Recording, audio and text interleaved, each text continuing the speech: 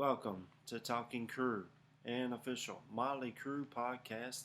I'm your host, Kevin Humphrey, where I talk all things in the world of Motley Crue. This is episode 4 this week, the US Festival 1983. More on that here in a little bit. Motley news this week, there was a little bit of it. John Corabi and his band, The Dead Daisies, released a rehearsal video of them performing the Whitesnake song Slide It In, which is absolutely fantastic. I thought it was a great cover version. John 5 and the Creatures have announced a 2024 tour starting in late January, and it'll run till the beginning of March. So check out john5.com for tour dates. Go support him. He's great. And Vince Neil has popped up in the news talking about 2024 Las Vegas residency is being planned, or at least being talked about. So I'll keep you updated once that comes up. So they may do another Vegas thing. That's awesome. It'll be their third time doing it. And that's it in Motley news this week. I'm actually on location in Anderson, South Carolina. I was going to film this outside, but it is absolutely hot. Very hot outside. But so I moved it back inside. So this is episode 4, the US Festival 1983. On this episode, I thought this is a big part of the Motley timeline. So a couple of historic things happened during this festival for Motley. So let's just get right into it. The festival took place twice in 2 years, 1982 and 1983, in San Bernardino, California. The 1983 festival was a 3-day festival on Memorial Day weekend. Usually festivals now are Friday, Saturday, Sunday. This festival was a little different. It started Saturday, Sunday, and ended on Memorial Day, Monday. The total attendance was 670,000 people. So that averages around a little over 200,000 people at each show. 200,000 people. I remember seeing an interview with the band talking about the US Festival, saying that all they could see was a sea of people. They couldn't even tell where it ended. Each show had a theme to it. So on Saturday it was New Wave Day. The Divinyls, In Excess, A Flock of Seagulls, The Stray Cats, Men at Work, and The Clash was the headliner. This is actually a pretty decent lineup. I'd definitely check out In Excess, Men at Work, Stray Cats. They had some good hit songs around that time, and of course The Clash. Sunday was Heavy Metal Day. Now this is my day. Check out this lineup: Quiet Riot, Motley Crue, Ozzy Osbourne, Judas Priest, Triumph, the Scorpions, as Klaus Mean would say, and the mighty Van Halen headlined that show. I would definitely saw all that. I've probably been sunburnt and couldn't talk. Monday, Memorial Day, was Rock Day, so you had Los Lobos, Little Steven from the Bruce Springsteen and the E Street Band, U2, who was still beginning there. It was around their second album, October. Pretenders, Joe Walsh, definitely, Stevie Nicks, most definitely, and of course David Bowie headlined this one, and again, most definitely.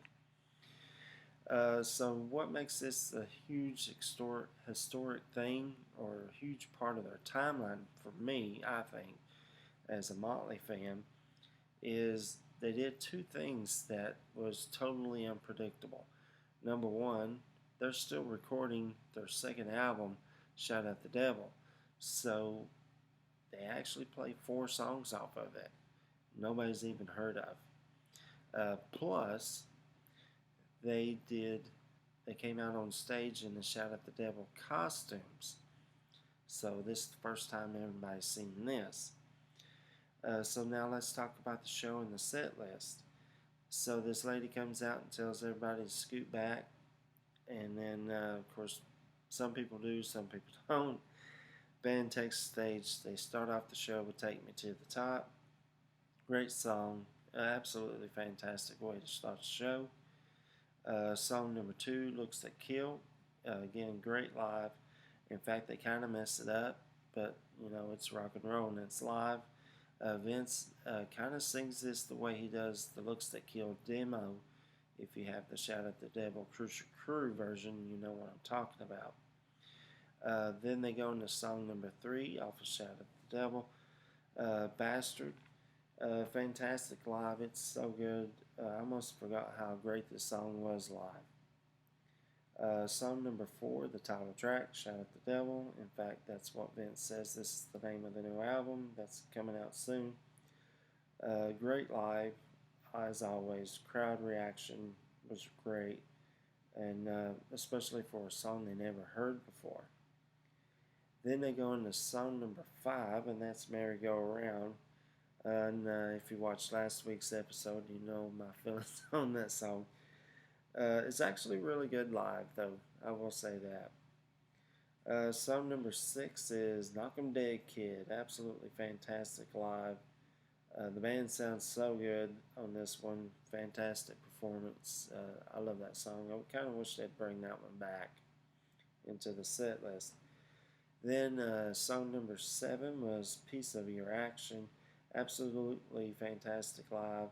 Again, here's another song I kind of wish they'd bring back into the set list, especially that intertwine between Tommy and Nikki, and now would be John 5. Then they go into, sorry, there's my notes, song number 8, which is "Live Wire." Great crowd reaction. This song, again, is so good live. Interesting way they started the song is a stop and start with Mick on the guitar, and then the song kicks in as they get the crowd riled up. Fantastic energy by the band, and then it's the end of the show, or is it? No, they come back out. They do an encore, and that is song number 9, which again is off of the Shout at the Devil album that hasn't came out yet. It's a Beatles cover song, "Helter Skelter." They do such a great job on this version. They Motley it up. There you go. Especially live, it's so good. After the song, the band leaves, and then the announcer says, "How about that Motley Crue?" And the crowd just absolutely goes berserk. And that's the show. Homework this week. This is a short episode. Homework this week. Have you seen this before? I'm actually going to put it in the comment section in case you haven't. But have you seen this before?